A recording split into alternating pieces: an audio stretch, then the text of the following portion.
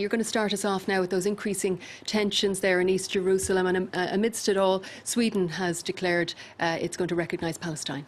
Sweden has declared it's going to recognise Palestine. That's just adding to the diplomatic tensions which are brewing amidst all the violence. I'll start off with just a continuation of yesterday's story. That's that chicken shit gate. John Kerry has, of course, come out today to distance himself and the administration from those remarks. However, it's a story that's going absolutely nowhere. A lot of people are still tweeting about it, still commenting on the irony that Obama officials insisted on anonymity to call someone a coward. And a lot of opinion pieces still following up on this story, pointing out that it's quite a dangerous strategy that Israel is playing, trying to continue to drive this wedge between the US and Israel, particularly as these tensions are mounting. Now, general reaction online to what's been happening does seem to be despair when you take out the two opposing sides. One journalist tweeting here, Mesopotamia's in flames, Russia's at war, all we need now is a huge conflict in Jerusalem, muttered Beelzebub. So almost this is the devil's work, everything's just falling apart.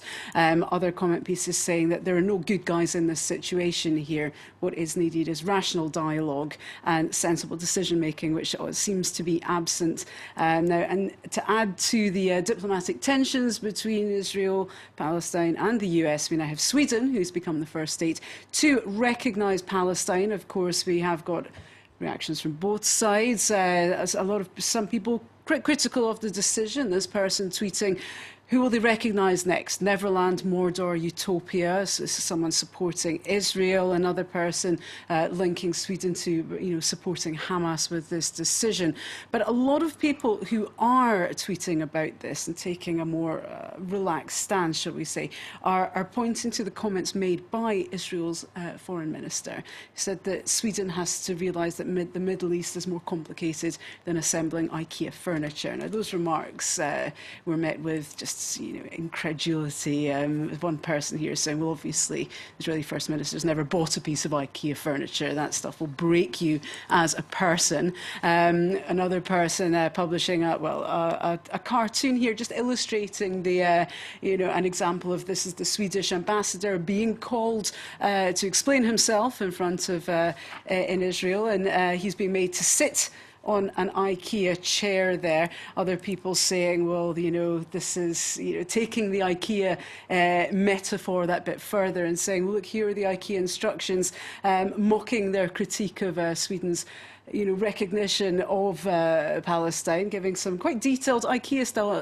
instructions on how to resolve this conflict. Interesting.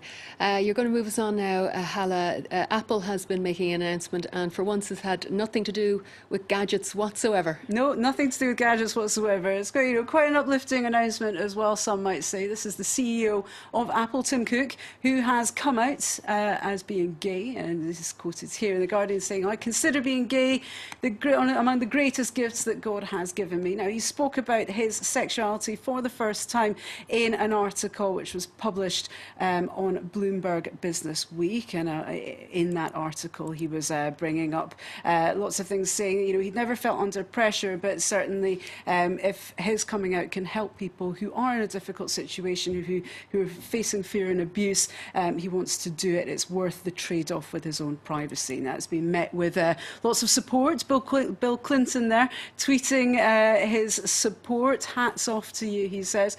But we have also been seeing some rather humorous tweets. Of course, a lot of people making the comparison between Samsung. He's saying, oh yes, I'm gay, and because they're making fun of Samsung copying Apple's designs, we're seeing a flurry of tweets saying, Samsung says, we're gay too. We've been gay for a long, long time. So, but one person who's not been welcoming this announcement is, of course, Vitaly Milanov. That's a St. Petersburg council member who was responsible for Russia's anti-gay legislation. He was saying that he should be banned from Russia after saying his gate. What could he bring with us?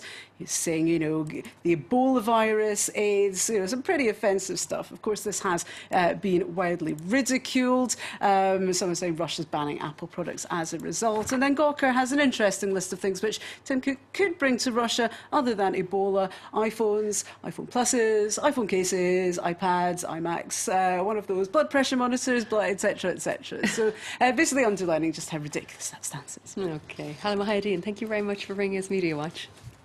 Time now for our focus report, and it takes us to Tripoli. Over the last week, Lebanon's second city has been rocked by raging gun battles between the army